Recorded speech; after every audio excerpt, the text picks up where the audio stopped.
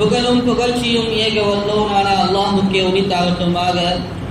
சாந்தியும் சமாதானமும் கண்மணி நாயகம் ஸல்லல்லாஹு அலைஹி வஸல்லம் அவர்களின் மீதும், அன்னாரை வழுவாது தழுவாது பின்பற்றிய சத்திய சஹாபாக்கள், தாபிஈன்கள், குறிப்பாக இங்கே கூடியிருக்கும் நம் அனைவர்கள் மீதும் என்றென்றும் நின்று நிலவட்டுமாக. ஆமீன். கண்ணியமிக்க அல்லாஹ்வின் நல்லடியார்களே, நாம் இந்த உலகத்திலே வாழக்கூடிய சமயத்திலே அல்லாஹு தஆலா இந்த நாட்களை பல்வேறு கால சூழ்நிலைகளை மாறி மாறி வர செய்து கொண்டிருக்கிறார். வெயில் காலமாக இருக்கட்டும், குளிர்காலமாக இருக்கட்டும், மழை காலமாக இருக்கட்டும், இது போன்று ஒவ்வொரு பருவ காலங்களுக்கு உட்பட்ட நாட்களாக ஒரு வருடத்தை அல்லாஹ் தஆலா ஆக்கி வைத்திருக்கிறார். இந்த ஒவ்வொரு காலத்தின் மூலமாக அல்லாஹு தஆலா நமக்கு உணர்த்தக்கூடிய பாடம் என்ன, அல்லாஹு தஆலாவுடைய இது சம்பந்தமான வழிகாட்டுதல்கள் என்ன என்பதை அறிய நாம் கடமைப்பட்டிருக்கிறோம். கண்ணியமிக்கவர்களே, அல்லாஹு தஆலா தனது திருமறையிலே மழை காலங்களை பற்றி கூறிக்கொண்டே வருவான். இறுதியாக அல்லாஹு தஆலா இது போன்றுதான் அல்லாஹு தஆலா காலங்களை மாறி மாறி வர செய்கிறான் என்பதாக சொல்லிவிட்டு, இதிலே படிப்பினை பெறக்கூடிய நபர்களுக்கு நாம் படிப்பினையை வைத்திருக்கிறோம் என்பதாக அல்லாஹு தஆலா கூறி காட்டுகிறான். கண்ணியமிக்கவர்களே, ஆக அப்படிப்பட்ட ஒரு காலமான மழை காலத்தை நாம் அடைந்திருக்கிறோம். இந்த மழை காலம் நம்மிடத்திலே கூற வரக்கூடிய செய்தி என்ன, இந்த மழை காலத்தின் சம்பந்தமாக அல்லாஹுடைய ரசூலுடைய வழிகாட்டுதல்கள் என்ன என்பதாக நாம் சிந்தித்து பார்க்க கடமைப்பட்டிருக்கிறோம். கண்ணியமிக்கவர்களே, அல்லாஹு தஆலா இந்த மலைக்கு தனது திருமறையிலே பல்வேறு பெயர்களை சூட்டியிருக்கிறார். அதிலே முதலாவதாக கூற வேண்டும் என்று சொன்னால், இந்த மலையை அல்லாஹு தஆலா தனது ரஹ்மத் என்பதாக கூறுவார். ஹுவல்லதி யுனஸ்ஸிலுல் கைஸ மின் பாதி மா கரது வ யன்ஷுரு ரஹ்மத்தா.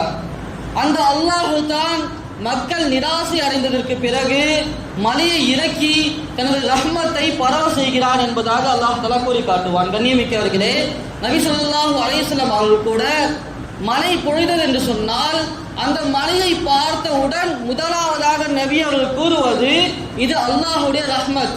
ரஹ்மத் என்பதாக கூறுவார்கள், இது அருள் கொடை என்பதாக கூறுவார்கள். நாம் சிந்தித்து பார்க்க வேண்டும்.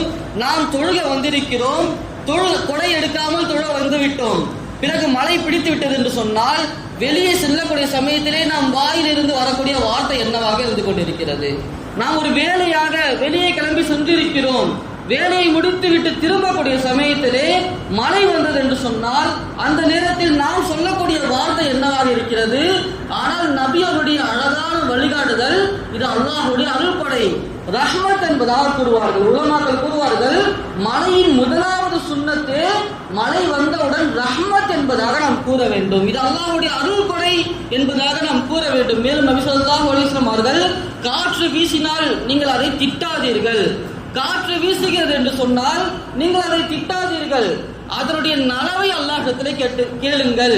இந்த காற்றின் மூலமாக அல்லாஹ் தஆலா எந்த நலவுகளை எல்லாம் வைத்திருக்கிறானோ அந்த நலவை நீங்கள் கேளுங்கள். இந்த காற்றின் மூலமாக எந்தெந்த சோதனைகளை அதாபுகளை அல்லாஹ் தஆலா வைத்திருக்கிறானோ அதை விட்டு நீங்கள் பாவ மன்னிப்பு தேடுங்கள், அதை விட்டு அல்லாஹ்விடத்திலே பாதுகாப்பு தேடுங்கள் என்பதாக கூறி காட்டுவார்கள். ஆக முதலாவதாக மழை பொழியும் போது இது அல்லாஹ்வுடைய அருள்கொடை என்பதாக நாம் கூற வேண்டும். அது மட்டுமல்ல, அல்லாஹ் தஆலா இந்த மலைக்கு தனது திருமறையிலே முபாரக்கன், பரக்கத் பொருந்திய மலை என்பதாக அல்லாஹ் தஆலா கூறி காட்டுகிறார். மலை இருக்கிறது, அல்லாஹ்வின் புறத்திலிருந்து வரக்கூடிய அந்த மலை இது பரக்கத் பொருந்தியதாக இருந்து கொண்டிருக்கிறது. நபி ஸல்லல்லாஹு அலைஹி வஸல்லம் அவர்கள் ஒரு முறை மழை பொழிந்து கொண்டிருக்கக்கூடிய சமயத்திலே தனது ஆடைகளை விலக்கிவிட்டு அந்த மலையிலே சென்று நின்றார்கள். மலையிலே சற்று நனைந்தார்கள். சஹாபாக்கள் எல்லாம், யா ரசூலல்லாஹ், புதிதாக ஒரு செயலை செய்கிறீர்களே, இதுவரை இந்த மாதிரி நீங்கள் செய்ததை நாங்கள் பார்த்ததில்லை என்பதாக கூறக்கூடிய சமயத்தில் நபி அவர்கள் கூறி காட்டினார்கள், இந்த மலை அது அல்லாஹ்வின் புறத்திலிருந்து வருகிறது, இது அல்லாஹ்வுடைய அருள்கொடை, இது பரக்கத் பொருந்திய ஒரு நியாமத்தாக இருந்து கொண்டிருக்கிறது, அந்த அல்லாஹ்வுடைய அருள் என் மீது பட வேண்டும் என்பதற்காக நான் அங்கு சென்று நனைந்தேன் என்பதாக கூறி காட்டுவதாக. கண்ணியமிக்கவர்களே, இரண்டாவதாக உலமாக்கள் கூறுவார்கள், மலையின் சுன்னத் என்பது சற்று மலையிலே நனைய வேண்டும். முழுமையாக நாம் நனையாவிட்டாலும் கூட நமது கைகளை விலக்கிக் கொண்டு கையை காட்டி நனைவது அல்லது தலையை லேசாக மலையில் காட்டுவது இருக்கிறது, இது நபியுடைய சுன்னத்தாக இருந்து கொண்டிருக்கிறது. அது மட்டுமல்ல, அல்லாஹ் தஆலா இந்த மலைக்கு ரிஸ்க் என்பதாக, இதில்தான் மனிதர்களுடைய வாழ்வாதாரத்தை நான் வைத்திருக்கிறேன் என்பதாக கூறி காட்டுவான். அது மட்டுமல்ல, இந்த மலையை பற்றி அல்லாஹ் தஆலா மான் தஹூரா, இந்த மலை உங்களை பரிசுத்தப்படுத்தக்கூடிய மலையாக இருந்து கொண்டிருக்கிறது, இந்த மழை நீர் உங்களை சுத்தப்படுத்தக்கூடியதாக இருந்து கொண்டிருக்கிறது என்பதாக அல்லாஹ் தஆலா தனது திருமறையிலே கூறி காட்டுவான். அது மட்டுமல்லாமல் மற்றொரு இடத்திலே மான் ஃபுராத்தா, சுவைமிக்க மழை நீர் என்பதாக இந்த மழை நீருக்கு அல்லாஹ் தஆலா ஒரு பெயரை கூறியிருக்கிறான். கண்ணியமிக்கவர்களே, இந்த மழையின் சமயத்திலே நாம் சில சுன்னத்துகளை கடைபிடிக்க வேண்டும். அது முதலாவது, நபிகள் கூறிய அந்த வார்த்தை, அந்த மழையை பார்த்தவுடன் இது அல்லாஹ்வுடைய அருள்கொடை என்பதாக நாம் கூறுவது. இரண்டாவதாக, அந்த மலையை நல்மலையாக நல்ல விதமான மலையாக ஆக்க வேண்டும் என்று அல்லாஹ்விடத்திலே துஆ செய்வது. நபியார்கள் மழை பொழுது என்று சொன்னால் அல்லாஹும்ம ஸய்யிபன் நாஃபியா, யா அல்லாஹ் பொழியக்கூடிய இந்த மலையை நீ நன்மை பயக்கும் மலையாக நீ ஆக்குவாயாக, இந்த மலையை நன்மை பயக்கும் மலையாக நீ ஆக்குவாயாக என்பதாக கூறுவார்கள். அது மட்டுமல்ல கண்ணியமிக்கவர்களே, ஒரு நபர் நபி ஸல்லல்லாஹு அலைஹி வஸல்லம் அவர்கள் ஜும்மா குத்பா பிரசங்கம் செய்யக்கூடிய சமயத்திலே அல்லாஹ்வுடைய தூதர் அவர்களே, எங்களது ஊரிலே மிக கடுமையான பஞ்சம் நிலவுகிறது, அங்கே மழை பொழியாமல் மிக கஷ்டமாக இருந்து கொண்டிருக்கிறது, எல்லாரும் விளைச்சல் இல்லாமல் பசி பட்டினியோடு நாங்கள் கிடந்து கொண்டிருக்கிறோம் என்பதாக கூறினார். உடனடியாக நபி ஸல்லல்லாஹு அலைஹி வஸல்லம் அவர்கள் அந்த மிம்பரிலே நின்று கொண்டு மழைக்காக துஆ செய்து கொண்டே இருந்தார்கள். அந்த சமயத்திலே அல்லாஹ் தஆலா உடனடியாக மேகங்களை ஒன்றாக ஆக்கி மழையை அங்கேயே பொழிவித்து காட்டினான். பிறகு நபிகள் துஆவை நிறுத்தினார்கள். அடுத்த வாரம் அதே மனிதர் ஓடோடு வருகிறார். அல்லாஹ்வுடைய தூதர் அவர்களே, நீங்கள் துஆ செய்தீர்கள், அந்த துஆவின் காரணமாக அல்லாஹ் தஆலா அபிவிருத்தியான மழையை கொடுத்தான். எந்த அளவுக்கு என்று சொன்னால், எங்கள் தெருக்கள் எல்லாம் நீரில் மிதந்து கொண்டிருக்கிறது என்பதாக கூறினார்கள். உடனே நபி ஸல்லல்லாஹு அலைஹி வஸல்லம் அவர்கள், அல்லாஹும்ம ஹவாலைனா வலா அலைனா, யா அல்லாஹ் இங்கு பெய்யக்கூடிய மழையை நீ வேறு பக்கமாக திருப்பி விடுவாயாக, எங்களுக்கு போதுமான மழை கிடைத்து விட்டது, மழை இல்லாத பகுதிகள் எத்தனையோ நீரோடைகள் காய்ந்து கிடக்கிறது, எத்தனையோ மலை குன்றுகள் காடுகள் எல்லாம் காய்ந்திருக்கிறது, இந்த மழையை நீ அங்கு திருப்பி விடுவாயாக என்பதாக துஆ செய்தார்கள். கண்ணியமிக்கவர்களே, உலமாக்கள் கூறி காட்டுவார்கள், மழை அதிகமாக பொய்த்தது என்று சொன்னால் மழையை நிறுத்த வேண்டும் என்று நீங்கள் துஆ செய்யாதீர்கள். இது மழை என்பது அல்லாஹ்வுடைய அருள் கொடை. இந்த மலையை எத்தனையோ பஞ்ச பூமிகள் இருக்கிறது, தண்ணீர் இல்லாத பகுதிகள் இருக்கிறது, யா அல்லாஹ் அந்த பகுதியின் பக்கமாக நீ இந்த மலையை திருப்பி விடு என்பதாக நாம் துஆ செய்ய வேண்டும். கண்ணியமிக்கவர்களே, பிறகு நபி ஸல்லல்லாஹு அலைஹி வஸல்லம் அவர்கள் துஆ செய்தார்கள். அந்த மலை அங்கே இருந்து வேறு இடத்துக்கு சென்று விட்டது என்பதாக பதிவு செய்கிறார்கள். கண்ணியமிக்கவர்களே, மூன்றாவது, அளவுக்கு அதிகமாக மழை பொழிவு என்று சொன்னால் அந்த மலையை வேறு இடத்தில் திருப்பும்படி அல்லாஹ்விடத்திலே நாம் அதிகமாக துஆ செய்ய வேண்டும். நான்காவதாக உலமாக்கள் கூறுவார்கள், மழை பொழியக்கூடிய சமயத்திலே நாம் அதிகமாக துஆக்களை செய்ய வேண்டும். நமக்கான துஆவாக இருந்தாலும் சரி, இந்த உம்மத்திற்கான துஆவாக இருந்தாலும் சரி, நபி ஸல்லல்லாஹு அலைஹி வஸல்லம் அவர்கள் கூறி காட்டுவார்கள், சிந்தானி மா துரத்தான், இரண்டு விஷயங்கள் அது ஒரு பொழுதும் மறுக்கப்படுவதில்லை. இரண்டு நேரத்தில் கேட்கப்பட துஆக்கள் அதை அல்லாஹ் தஆலா அங்கீகரித்துக் கொள்கிறான், அதை அல்லாஹ் நிராகரிப்பதில்லை.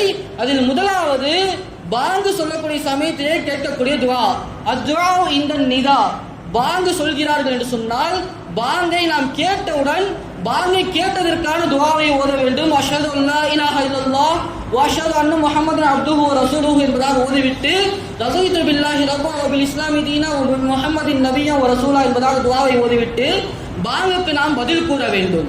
பதில் கூறிய பிறகு பாங்கு துஆவை ஓத வேண்டும். பாங்கு துஆவை ஓதிய பிறகு நபி ஸல்லல்லாஹு அலைஹி வஸல்லம் அவர்கள் மீது ஒரு முறை ஸலவாத் சொல்லிவிட்டு பிறகு நாம் துஆ கேட்க வேண்டும். இது பாங்குடைய 5 சுன்னத்துகளாக இருந்து கொண்டிருக்கிறது. இப்படி நாம் செய்யக்கூடிய அந்த துஆவை அல்லாஹ் தஆலா நிச்சயமாக அங்கீகரித்துக் கொள்கிறார். இரண்டாவதாக நபியர்கள் கூறி காட்டினார்கள், மழை பொழியக்கூடிய சமயத்திலே நீங்கள் கேட்கக்கூடிய துஆ அதை அல்லாஹ் தஆலா நிராகரிப்பதில்லை. ஷாஃபி ரஹிமஹுல்லாஹ் அவர்கள் கூறி காட்டுவார்கள், எத்தனையோ நபர்களை நான் பார்த்திருக்கிறேன், அவர்களுடைய தேவைகளை மழையின் சமயத்தில் அவர்கள் கேட்டு பெற்றிருக்கிறார்கள். மழையின் சமயத்திலே தனது தேவையை அல்லாஹ்விடத்தில் கேட்டு துஆ செய்து பெற்ற எத்தனையோ மக்களை நான் பார்த்திருக்கிறேன் என்பதாக கூறி காட்டுகிறார். கண்ணியமிக்கவர்களே, நமக்கு எத்தனையோ தேவைகள் இருந்து கொண்டிருக்கும், அதை அனைத்தையும் நாம் அல்லாஹ்விடத்திலே மழை பொழியக்கூடிய சமயத்திலே அதிகமாக அல்லாஹ்வுக்கு இடத்திலே துஆ செய்ய வேண்டும். அது மட்டுமல்ல, இந்த நாட்டில் நடக்கக்கூடிய சூழ்நிலைகள், பள்ளிவாசல்களுக்கு எதிராக ஏற்படக்கூடிய சோதனைகள், இதை அனைத்தையும் நாம் மனதில் வைத்துக் கொண்டு மழையின் சமயத்திலே நாம் அதிகமாக அல்லாஹ்விடத்திலே துஆ செய்து கொண்டே இருக்க வேண்டும். ஐந்தாவதாக, அந்த நபி அவர்கள் நனைந்ததை போன்று மலையில் சற்று நனைவது இருக்கிறது, இந்த மலையின் சுன்னத்தாக இருந்து கொண்டிருக்கிறது. கண்ணியமிக்கிறது. அது மட்டுமல்ல, இந்த மலை நமக்கு உணர்த்த வேண்டிய பாடம் என்ன என்பதாக நாம் சிந்தித்து பார்க்க வேண்டும். அதில் முதலாவதாக உலமாக்கள் கூறி காட்டுவார்கள், நமது ஈமானிய பாடம் இந்த மலை உணர்த்துகிறது. நமக்கு ஈமானிற்கு ஒரு சோதனையாக இந்த மலை அமர்ந்திருக்கிறது. நபி ஸல்லல்லாஹு அலைஹி வஸல்லம் அவர்களிடத்திலே ஒரு மனிதர் வந்து அந்த மனிதரை கேட்டார், அல்லாஹ்வின் தூதர் அவர்களே, எனது மனைவி கர்ப்பமாக இருக்கிறார்கள், எனக்கு எந்த குழந்தை பிறக்கும்? அது ஆண் குழந்தை பிறக்குமா, பெண் குழந்தை பிறக்குமா? அதே போன்று நான் எப்போ பிறந்தேன் என்று எனக்கு தெரியும், என்னுடைய நான் எப்போ மவுத்தாவேன் அப்படின்னு கேட்டாரு. மூன்றாவது கேட்டாரு, இன்னைக்கு நான் என்ன செய்யறேன்னு எனக்கு தெரியும், நாளைக்கு நான் என்னுடைய செயல்பாடு எப்படி இருக்கும், நான் நன்மை செய்வனா பாவத்தை செய்வனா, என்னுடைய செயல்பாடு என்னவாக இருக்கும் என்பதாக கேட்டார். ஐந்தாவதாக அவர் கேட்கிறார், மறுமை நாள் எப்பொழுது நடக்கும் என்பதாக கேட்டார். இது போன்ற 5 விதமான கேள்விகளை நபியிடத்தில் கேட்டவுடன் நபி ஸல்லல்லாஹு அலைஹி வஸல்லம் அவர்கள் அமைதியாக இருக்கிறார்கள். உடனடியாக அல்லாஹ் தஆலா ஆயத்தை இறக்கிவிட்டான். அதிலே அல்லாஹ் தஆலா கூறுவான், இன்னல்லாஹ இன்தஹு இல்முஸ் ஸாஅ, அல்லாஹ்விற்கு மட்டும்தான் தெரியும் மறுமை நாள் எப்பொழுது வரும் என்று. 5 விஷயங்கள், அதை அல்லாஹை தவிர வேறு யாருக்கும் தெரியாது. அதனுடைய ஞானம் முழுக்க முழுக்க அல்லாஹ்விடத்திலே இருந்து கொண்டிருக்கிறது.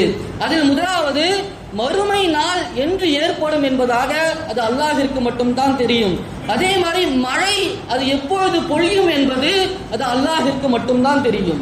மூன்றாவது அல்லாஹ் கூறினான், ஒரு பெண்மணி அவள் கர்ப்புற்று எந்த குழந்தையை பெற்றெடுப்பார் என்பதாக அதை அறிந்தவன் அல்லாஹ் மட்டும்தான் இருக்கிறான். ஒரு உயிர் எங்கே பிறந்தது, எங்கே அது மரணிக்கும் என்பதையும் அல்லாஹ் தஆலா தான் அறிந்திருக்கிறான் என்பதாக அல்லாஹ் திருமறையிலே வசனத்தை இறக்கி அதை விரைத்து காட்டினான். ஆக இந்த 5 விஷயங்களில் முதன்மையானது இந்த மழை பொழியக்கூடிய விஷயமாக இருந்து கொண்டிருக்கிறது. நபி ஸல்லல்லாஹு அலைஹி வஸல்லம் அவர்கள் ஹுதைபியாவுடைய உடன்படிக்கை சமயத்திலே இரவெல்லாம் மழை பொழிந்தது. காலையில் எழுந்து சஹாபாக்களை பார்த்து கேட்டார்கள், இன்று இரவு உங்களது இரட்சகன் என்ன கூறினான் என்று உங்களுக்கு தெரியுமா என்பதாக கேட்டார்கள். சஹாபாக்கள் எல்லாம் அல்லாஹ்வுக்கும் அல்லாஹ்வுடைய தூதருக்கும் தான் தெரியும் என்றால் கூறிய பிறகு நபி அவர்கள் கூறினார்கள், அல்லாஹ் கூறினான், இன்று இரவு சில மனிதர்கள் என்னை ஈமான் கொண்டவர்களாக பகலை அடைந்தார்கள், சில நபர்கள் என்னை மறுத்தவர்களாக காஃபியர்களாக பகலை அடைந்தார்கள். சில நபர்கள் என்னை ஈமான் கொண்டவர்களாக பகலை அடைந்தார்கள், சில நபர்கள் என்னை மறுத்தவர்களாக காஃபியர்களாக பகலை அடைந்தார்கள்.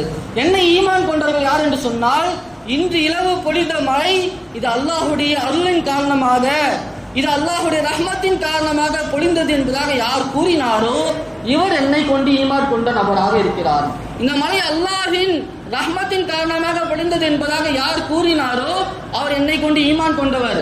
அது அல்லாமல் இந்த காரணத்தின் காரணமாக தான் மழை பொழிந்தது, இந்த நட்சத்திரத்தின் காரணமாக தான் மழை பொழிந்தது என்பதாக யார் கூறுவாரோ அவர் என்னை நிராகரித்து விட்டார் என்பதாக அல்லாஹ் கூறினான் என்பதாக நபி ஸல்லல்லாஹு அலைஹி வஸல்லம் கூறினார். கண்ணியமிக்கவர்களே, முதலாவது மழை எப்பொழுது இறங்கும் என்பது இது அல்லாஹ்வை தவிர வேறு யாருக்கும் தெரியாது. இதிலே சொல்லிவிட்டார்கள், செய்தியை கூறிவிட்டார்கள், 5 நாட்கு மழை ஏற்படும் என்பதாக. இது போன்ற காரணிகளை மழையுடன் ஒப்பிடுவது இருக்கிறது, இது அல்லாஹ்வுடைய ஈமான் கொள்வதற்கு மாற்றமாக இருந்து கொண்டிருக்கிறது. கண்ணியமிக்கவர்களே, ஆக மழையுடைய இல்மு முதலாவது நமக்கு ஈமானை படித்துக் கொடுக்கிறது, இந்த மழையாக இருந்து கொண்டிருக்கிறது. இரண்டாவதாக இந்த மழை நம்மிடத்திலே பயத்தை ஏற்படுத்த வேண்டும். நபி ஸல்லல்லாஹு அலைஹி வஸல்லம் அவர்களை பற்றி ஆயிஷா ரலியல்லாஹு அன்ஹா அவர்கள் கூறி காட்டுவார்கள், நபி அவர்கள் மழை பொழிந்தது என்று சொன்னால், காற்றுகள் வீசியது என்று சொன்னால் அவர்கள் பதற்றம் உடையதாக ஆகிவிடுவார்கள். நபி அவர்களுக்கு பதற்றம் ஏற்பட்டுவிடும். அவர்கள் பள்ளிக்கு செல்வார்கள், வீட்டுக்கு வருவார்கள், பள்ளிக்கு செல்வார்கள், வீட்டுக்கு வருவார்கள். அவருடைய நிலைமை சாதாரணமான நிலைமையாக இருக்காது, நிம்மதியற்றவர்களாக காணப்படுவார்கள். அவர்கள் முகமெல்லாம் மாறிவிடும். பிறகு நபி ஸல்லல்லாஹு அலைஹி வஸல்லம் இடத்திலே நான் கேட்டேன், அல்லாஹ்வுடைய தூதர் அவர்களே, எதற்காக இப்படி நீங்கள் செய்து கொண்டிருக்கிறீர்கள்? உங்கள் முகத்திலே ஒரு பயம் தெரிகிறது, உங்கள் முகத்திலே ஒரு பதற்றம் தெரிகிறது, இதன் காரணம் என்ன என்பதாக நான் கேட்டேன். உடனடியாக நபி ஸல்லல்லாஹு அலைஹி வஸல்லம் கூறினார்கள், நான் இந்த காற்றையும் மழையும் அல்லாஹ் தஆலா என் மீது, எனது உம்மத்தின் மீது வேதனையாக இறக்கி விடுவானோ என்பதாக நான் பயப்படுகிறேன் என்பதாக கூறிக்காட்டுகிறது. கண்ணியமிக்கவர்களே, அல்லாஹ் தஆலா எத்தனையோ கூட்டத்தினர்களை காற்றுகள் மூலமாக அழித்திருக்கிறான், மழையின் மூலமாக அழித்திருக்கிறான், வெள்ள பிரளயத்தின் மூலமாக அழித்திருக்கிறான். அது போன்று எனது உம்மத்தின் மீது அதாவாக அல்லாஹ் தஆலா இதை ஆக்கிவிடுவானோ என்பதாக நான் பயந்து விட்டேன். எனவேதான் அல்லாஹ்விடத்தில் அதிகமாக துஆ செய்தேன், அதற்காகத்தான் நான் பயந்தேன் என்பதாக நபி ஸல்லல்லாஹு அலைஹி வஸல்லம் கூறுகிறார்கள். கண்ணியமிக்கவர்களே, உலமாக்கள் கூறி காட்டுவார்கள், அல்லாஹ் தஆலா இந்த உலகத்தின் இயக்கத்தை மனிதர்களுடைய செயல்பாடுகளுடன் ஒன்றிணைத்து வைத்திருக்கிறான். அல்லாஹ்வுடைய கட்டளையுடன் இந்த மனிதர்கள் எப்படி நடந்து கொண்டே இருக்கிறார்களோ அதற்கேற்பதான் இந்த இயற்கை செயல்பட்டு கொண்டே இருக்கும். அல்லாஹுடைய கட்டளையின் மீது இந்த மனிதன் வரம்பு மீற ஆரம்பித்து விட்டான் என்று சொன்னால் அல்லாஹ் தஆலா இந்த இயற்கையை மனிதனுக்கு எதிராக வரம்பு மீற செய்து விடுவான். அல்லாஹ் தஆலா தனது திருமறையிலே எத்தனையோ கூட்டத்தினரை அழித்ததற்குண்டான காரணத்தை கூறும்போது அவர்களை நாம் வரம்பு மீறக்கூடிய காற்றை கொண்டு அழித்தோம், அவர்களை நாம் வரம்பு மீறக்கூடிய மழையை கொண்டு அழித்தோம்.